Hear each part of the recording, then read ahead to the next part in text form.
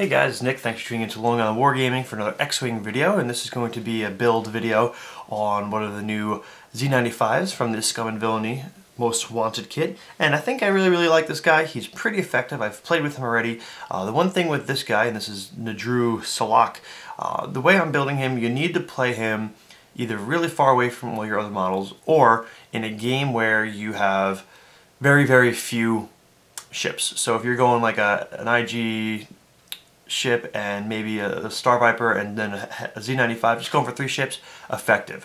I used him when I had about 5 other ships, and he wasn't as effective because there were a lot of other friendlies nearby which affect the way he functions, and let's get down into that.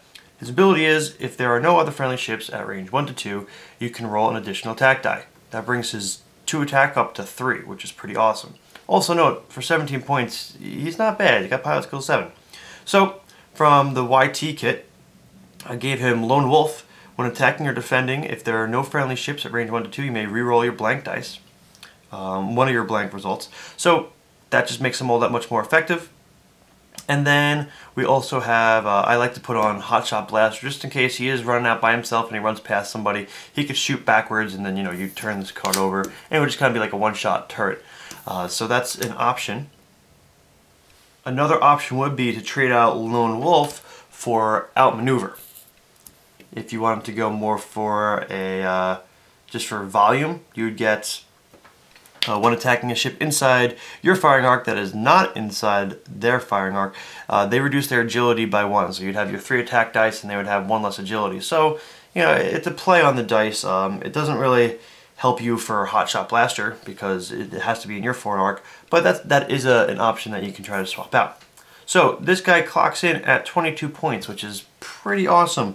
If you want to make him just a little bit more scary and have him pack a little bit more of a punch, you can put a missile on him, because it doesn't say it has to be primary attack weapon. So when attacking, if there are no other friendly ships at range 1 to 2, roll an additional attack die, which is pretty awesome. So let's just take a look at these guys. Concussion missile, why not? It would be a 5 attack dice.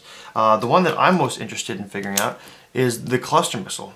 You're going to spend your target lock and then shoot 2 missiles with 4 attack die. That's pretty good. The A-Wing one, the proton rocket, it's not bad, because when you think about it, you have your 2 agility, so 2 attack die plus 2 agility plus the ability, that's 5 attack die. And, you know, it depends on how you want to play it, because this one does not require a target lock, it requires a focus, which focus is always a little bit more easier to use because you don't know if you're going to use it defensively or offensively, where a target lock, it's just against that single ship. And if that single ship has moved out of your forward arc, you can't really shoot at it with the torpedo. So the only downside to this one is it's range 1. Homing missile, end up being 5 attack die, pretty awesome. Not a huge fan of this one, but the ion pulse missile would be you know, applicable. And then assault missile. So if you're fighting swarms, this would be pretty useful. It would guarantee your 5 dice, 5 attack dice. And then all this stuff is usable in conjunction with Lone Wolf. So you're getting all these attack dice and you can reroll your blanks. Not bad. And if there's any way, I don't think there is yet, I have to look through the Scum cards, but if there's a way that you can pass off focus tokens and give this guy focus after he uses his target lock, it's, you know, pretty cool. So this is a pretty cool build out, not very expensive. With just these 3 cards here, it comes out to 22 points. If you want to upgrade with a missile, it's an additional 3 to 5 points.